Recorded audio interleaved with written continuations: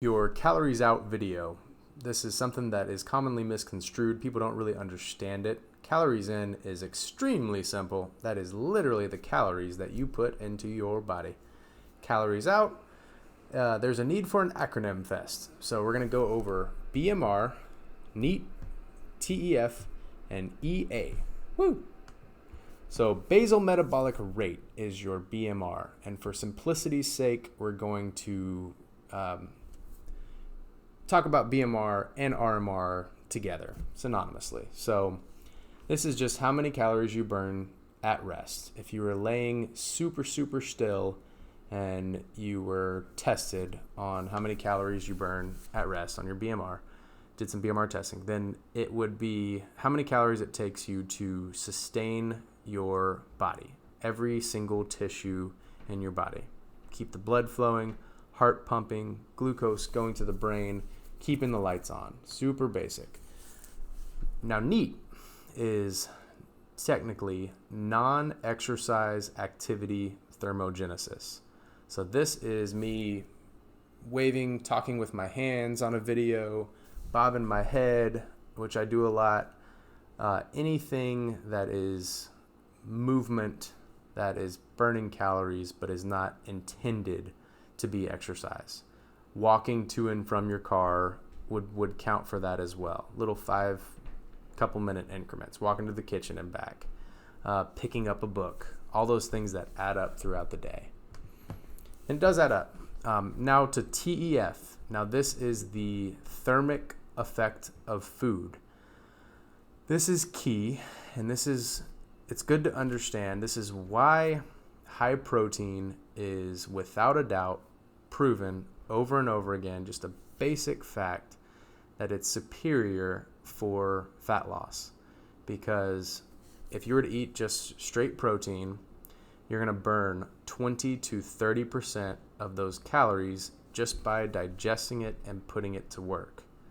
Real quick, carbs are 6 to 8%, and then fat, you burn about 2 to 4% just by digesting. A little caveat, if you've ever heard someone say you have to eat more fat to lose more fat, that is technically true, but also you're going to store more fat in that scenario because you do store a high percentage of fat calories as fat. Go figure. But that's not to say fat is bad and you need good fat. So moving on, exercise activity. This is really straightforward. You can see this guy's getting ready for the Renaissance fair with the sword on the bike. This is just the calories you burn through exercise, whether that's cardio, weightlifting, whatever it is. That's pretty self-explanatory.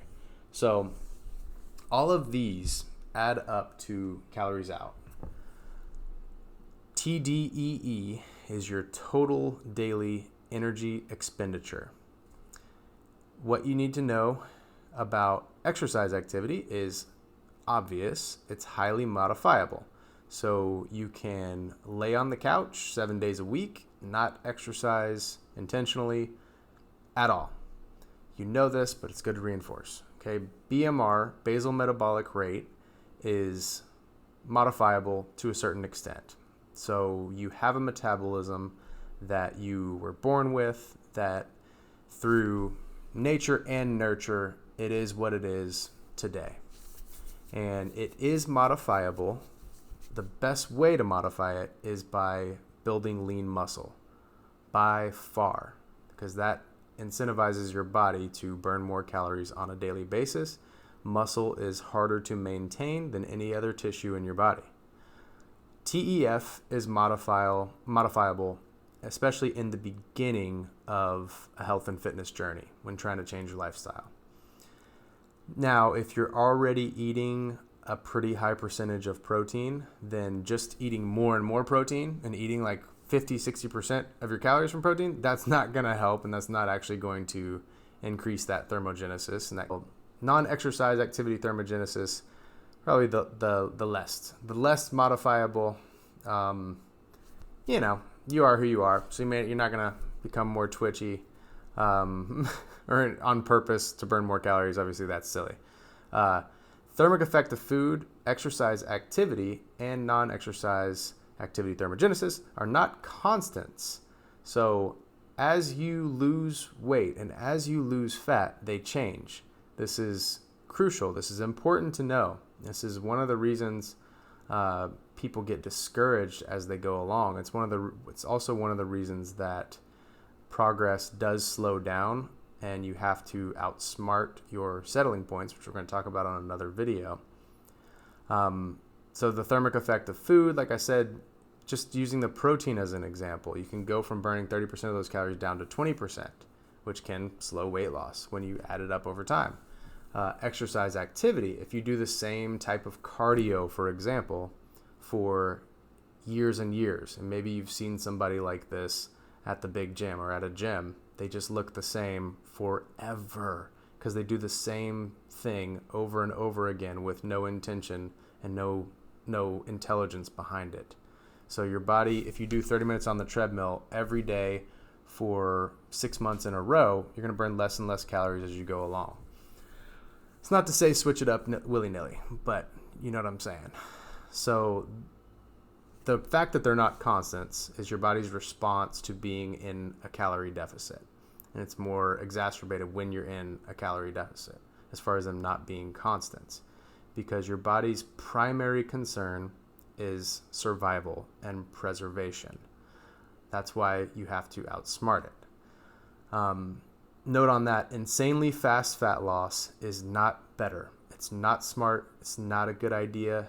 And if you're 30% plus body fat right now, or even if you're 25% plus as a man, you can lose really fast, especially here in this little 3-month span.